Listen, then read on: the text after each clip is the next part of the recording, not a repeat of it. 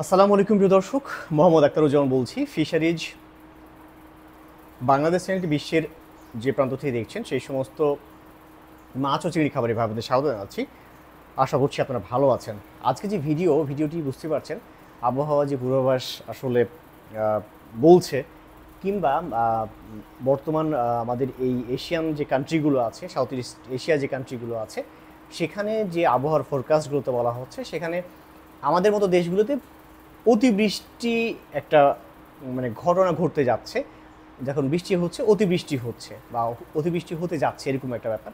এই বৃষ্টির সময় বা অতিবৃষ্টি হলে মাছ বা চিংড়ি খামারিরা আসলে কী করবেন, সেই বিষয় নিয়ে আজকে ভিডিওটি বন্ধু দেখুন, তাহলে অনেক কিছু পরামর্শ পাবেন, যে পরামর্শগুলো আপনারা এই মাছ বা চিংড়িকে চাষকালীন সময়ে নিরাপদ রাখতে সাহায্য করবে। চলুন শুরু করি। প্রথম বিষয় যেটা বলতে চাই সেটা হচ্ছে যে কি হয়, একটা ভালো খামার, তার মানে সেই খামারটা অবশ্যই পাড় বাঁধানো থাকবে। এটা হলো খুব গুরুত্বপূর্ণ। পাড় বাঁধানো থাকবে, নর্মাল ঘাসযুক্ত দুর্বা ঘাসযুক্ত পাড় হতে পারে, বা খুব শক্ত করে আপনি মাটি দিয়ে কিছু ঘাস টাস লাগিয়ে আপনি পাড় মেরামত করে রাখতে পারেন। পাড়টা ভালো মতো মেরামত করলেন, অর্থাৎ ভালো একটা পাড় থাকবে।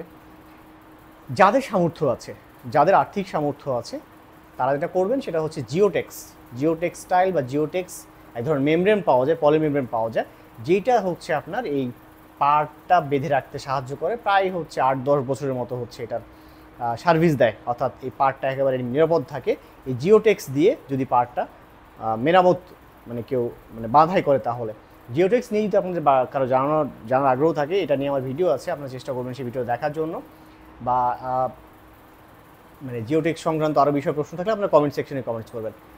এরপরে যে 2 নম্বর বিষয়টা, সেটা হচ্ছে আউটলেট থাকতে হবে। অর্থাৎ পানি আপনি ঢোকালেন, ভালো কথা, সেই পানিটা অনেক বেশি বৃষ্টি হচ্ছে, আউটলেট দিয়ে বের হয়ে যেতে হবে। অর্থাৎ পানি বের করে দেওয়ার মতো একটা অবশ্যই কি থাকবে, একটা নালা থাকবে, বা একটা যে কোনোভাবে থাকবে, যেটা পানিটা বের করে দেওয়া সম্ভব। এটা অবশ্যই আপনার রাখতে হবে। এরপরে সেটা হচ্ছে 2টা যন্ত্রের কথা আমি খুব বলি আপনাদের, এর আগে বলেছি আমি।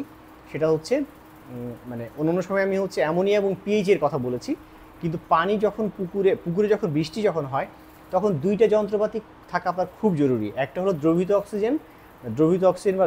অক্সিজেন বা ডিও বলি আমরা, এই ডিজলভ অক্সিজেন মাপার যন্ত্র, আর একটা হচ্ছে পিএইচ মাপার যন্ত্র। এই 2টা খুব জরুরি বৃষ্টিকালীন সময়ে। অর্থাৎ এই বৃষ্টিকালীন সময়ে অতিবৃষ্টি হয়ে যাচ্ছে, একেবারে কন্টিনিউ বৃষ্টি হচ্ছে, তো সেই সময়ে আপনি অবশ্যই দ্রবীভূত অক্সিজেনটা মাপ চেক করবেন, এবং আপনি পিএইচটা চেক করবেন। কারণটা কি, আপনার দ্রবীভূত অক্সিজেন বৃষ্টিকালীন সময় কমে যায়, এটা একটা ব্যাপার। আবার পিএইচটাও কিন্তু আপনার ফল করে। সো এই 2টা যন্ত্র বৃষ্টিকালীন সময়ে আপনার থাকা জরুরি, এবং পানিটার পরিমাপ করা খুব জরুরি, মানটা পরিমাপ করা জরুরি দ্রবীভূত অক্সিজেন এবং পিএইচের।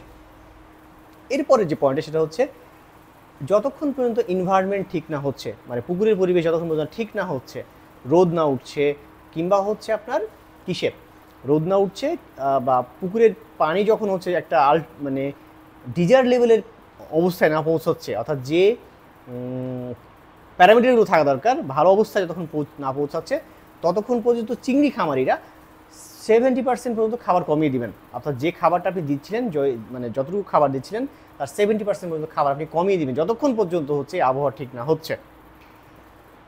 কাঠ জাতীয় মাছ বা এই সাদা মাছের যে ব্যাপারগুলো আছে, বা আপনার যেটাকে এক কথায় যে মাছগুলো সাদা মাছ, সেই মাছগুলোর ক্ষেত্রে কিন্তু বৃষ্টিকালীন সময় খাবার দেওয়া যায় বা দেওয়া যেতে পারে। বাট চিংড়ির ক্ষেত্রে কিন্তু ব্যাপারটা একটু আলাদা। চিংড়ির পরিবেশ চেঞ্জের সাথে সাথে এটা দ্রুতই চেঞ্জ হয়, তার খাদ্যগ্রহণ থেকে শুরু করে অনেক কিছু তার হ্যাম্পার করে আসলে।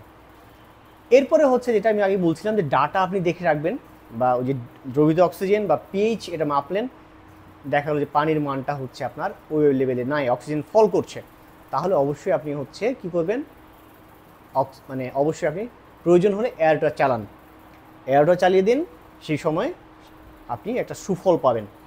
এয়ারটা যদি কারো না থাকে, তাহলে কি করবে, বাধ্য হয়ে সে অক্সিজেন ট্যাবলেট বা অক্সিজেন বাড়ায় এরকম যে রিজেন্টগুলো কেমিক্যালগুলো আছে, অর্থাৎ সোডিয়াম পারকার্বনেট আছে, সেগুলো আপনি প্রয়োগ করুন বাঁচানোর জন্য। এরপরে যেটা বিষয়, সেটা যে এই বৃষ্টি হওয়ার সময় প্ল্যাঙ্কটনের একটা ভারসাম্য হয়, ভারসাম্য নষ্ট হয় আসলে। প্লাঙ্কটনটা হচ্ছে একটা স্টেবল প্লাঙ্কটন ছিল, সে প্লাঙ্কটনটার হচ্ছে ভারসাম্য নষ্ট হয়। সো প্লাঙ্কটনটা ঠিক রাখেন, প্রাকৃতিক খাদ্যটা ঠিক রাখেন বৃষ্টি শেষ হওয়ার সঙ্গে সঙ্গেই।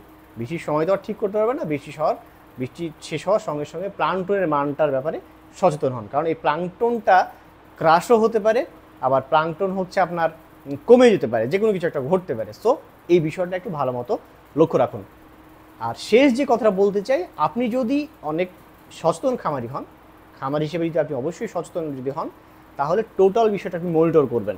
অর্থাৎ যখন বৃষ্টি হচ্ছে, যখন থেকে বৃষ্টি শুরু হয়েছে, বৃষ্টি শুরুর আগ থেকে বৃষ্টির সময় এবং বৃষ্টির শেষ পর্যন্ত সময় আপনি আপনার পুকুরের দিকে সদা আপনার দৃষ্টিটা মানে কি বলবো, ভালো দৃষ্টি রাখেন, ভালো মতো খেয়াল রাখেন, তাহলে আপনি বুঝবেন যে আপনার কী করা জরুরি বা কী করতে হবে।